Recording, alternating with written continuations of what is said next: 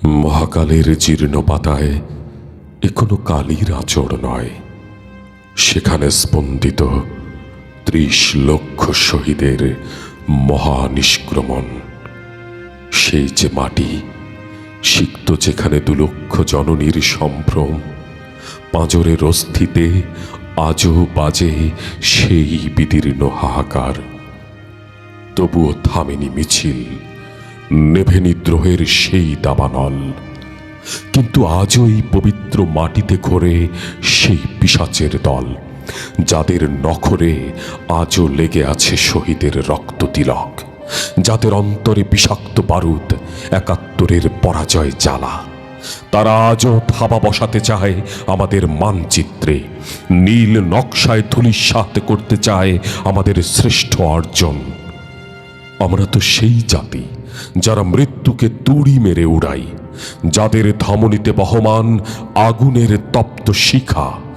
বজ্রকণ্ঠে ঘোষিত হয়েছিল যে অমোঘ ইশতেহার, সেখানে আপোষ ছিল না, ছিল শুধু শির দাঁড়া টান টান এক অঙ্গীকার।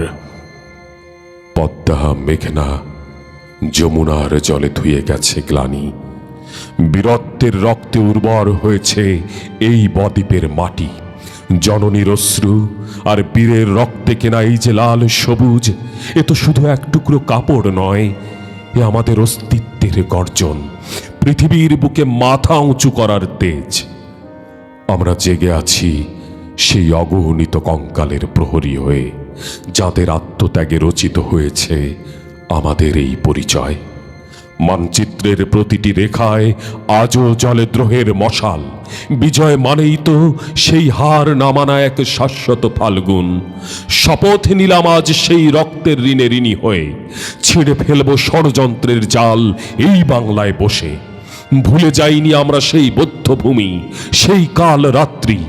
বাংলার আকাশ ছুঁয়ে থাকবে চিরকাল আমাদেরই জয়ধ্বজ হাত।